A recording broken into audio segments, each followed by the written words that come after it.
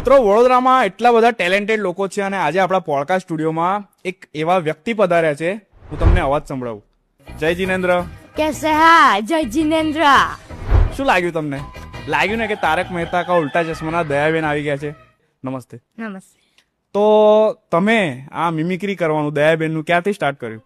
એટલે પહેલા હું તારક મહેતા બહુ જોતી હતી, ઓબ્વિયસલી બધા જોવે જ છે. પછી મેં સ્ટાર્ટ કર્યું કે દયાબેન જે બોલે છે હું મેં ટ્રાય કર્યું. એમ તો મને પણ નથી ખબર કે મને એવું આવડે છે. પછી મેં એમ જનરલી સ્કૂલમાં બધું ટ્રાય કરતી હતી એટલે બધાએ કીધું કે સેમ આવે છે, સેમ આવે છે. મને પણ નહોતી ખબર કે સેમ આવે. પછી મેં ટ્રાય કર્યું, બોલ્યા કરતી હતી. પછી બધાએ જ મને કીધું કે સેમ આવે છે. એટલે મેં ટ્રાય કર્યું કે લાઈન વિડીયો બનાવીને હું પણ સાંભળું. પછી મને ખબર પડી કે ના સેમ લાગે છે. એટલે મેં પછી એવું ડ્રેસઅપ ને એવું કરીને પહેલી વાર વિડીયો બનાવીને મેં જોયું કે ના સેમ આવે છે. એવી રીતે પછી મેં ટ્રાય કર્યું. તમારા દર્શક મિત્રોએ ખાલી પહેલા તમારો અવાજ સાંભળ્યો, હવે બીજો એક ડાયલોગ તમારા ફેસ સાથે થઈ જાય. અરે હવે भी तो देखने का मौका मिलना चाहिए कि नहीं?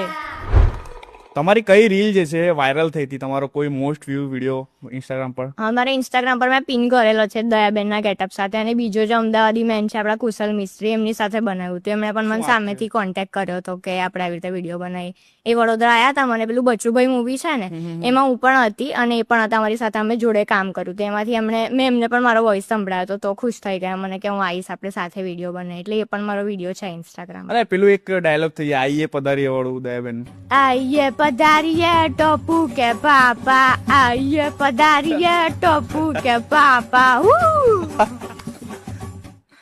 તો અમારા વડોદરાના દયાબેનને વડોદરાનું કયું ફૂડ સૌથી વધારે ગમે છે?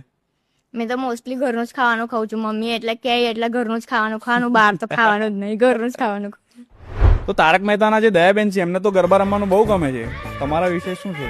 ગરબા મને બી બહુ જ ગમે. કેટલું બી ટેન્શન હોય કઈ બી હોય, એટલે ગુજરાતી હોય એટલે ગરબા એટલે ફેવરેટ જ વસ્તુ. કેટલું બી ટેન્શન હોય, કેવી બી લાઈફ ચાલતી હોય, નવરાત્રી આવે ને તો ટેન્શન દૂર તો પેલું દયાબેન ની જેમ તો નહીં ગરબા રમતા ને? ના, ગ્રાઉન્ડમાં પણ એકવાર પેલો અવાજ થઈ જાય, ચલિયા ગરબા ખેલને જાતે હું બોલા અંબે માત કી જય.